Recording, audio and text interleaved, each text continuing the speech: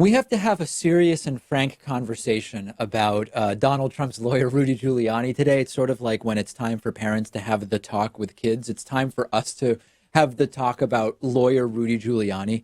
And what's important to understand about lawyer Rudy Giuliani is that he is a lawyer in the sense that he is, quote, Donald Trump's lawyer, but he's not a lawyer right now in the sense that he's going to try a case in court or would even be equipped to do that, because Giuliani's been out of the courtroom for, I mean, maybe 20 years, I don't know, 30 years almost, since he's been involved in the mafia prosecutions in New York City, but 20, 30 years, something like that.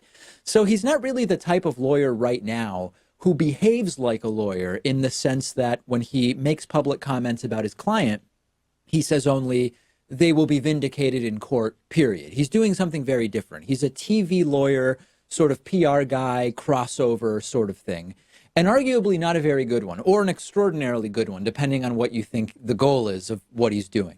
He has been for months now admitting things that are damaging to Donald Trump's case, but then backtracking and saying he didn't really mean it. So there's no collusion to, so what if there's collusion? And I never said there was no collusion. Or no payments have been made to Stormy Daniels. Yes, payments have been made, but they're totally legal, unremarkable payments of no legal consequence whatsoever. More recently, Trump would never talk to Michael Cohen to influence his testimony to, well, maybe they did talk, but so what? It would make sense that the president would talk to his lawyer.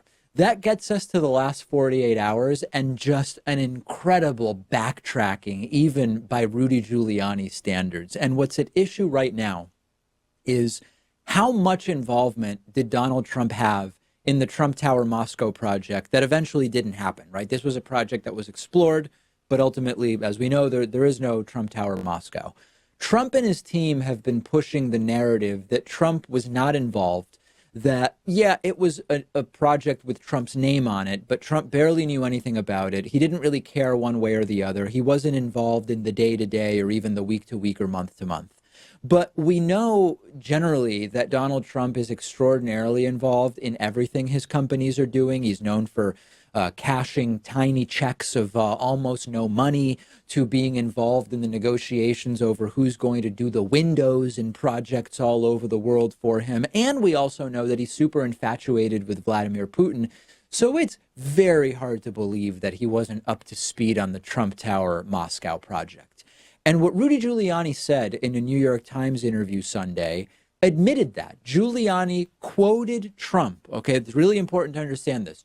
Quoted Trump during this January 20th interview, which was 2 days ago with the New York Times.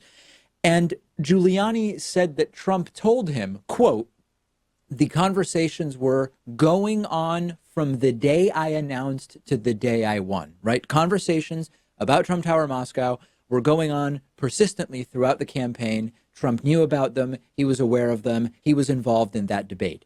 That's not hard to believe, right? It seems Rudy Giuliani told the truth.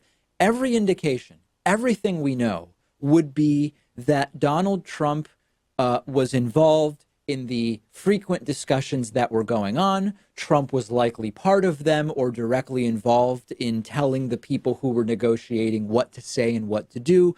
So the only shock here is that all of a sudden, Rudy Giuliani is admitting the obvious, but it just so happens to be the opposite of the story Donald Trump has been telling us for months now. But then we get to yesterday. One day later, Rudy Giuliani walks it back, and the explanation is, I can't call it evil genius because it's not genius. Maybe it's like idiot genius or something like that. Rudy Giuliani completely walking back the comments saying, quote, my recent statements about discussions during the 2016 campaign between Michael Cohen and then candidate Donald Trump about a potential Trump Moscow project were hypothetical and not based on conversations I had with the president. Understand what Rudy Giuliani is saying here. He quoted Trump on January 20th. He quoted him saying, this is what the president told me. And on January 21, he says, no, that was a hypothetical quote of a client of mine of a conversation that didn't happen. Like, what I don't even understand, Pat, what it means that it's a hypothetical quote. Like, hypothetically, if what? It doesn't even make sense to call it hypothetically a quote.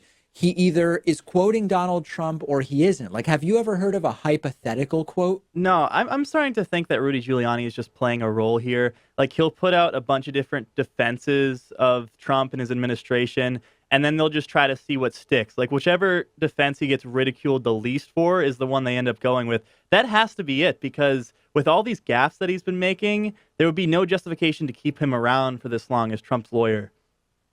I don't understand why he is around unless this is a strategy, as we've talked about. And the other possibility is, I mean, it's hard to imagine, but is it possible Rudy doesn't know what hypothetical means? Is that even a remote possibility here? I can't really think that that's the case because none of this makes any sense whatsoever. It's hypothetical if what? I've just never heard of a quote referred to as hypothetical.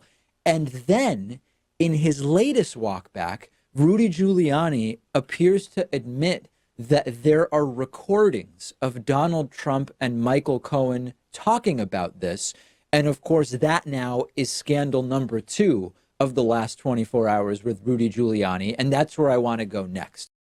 Today's program was made possible in part by BetterHelp.com/Pakman. BetterHelp is an online service that gives you access to your own experienced, fully licensed therapist via phone, video, and text.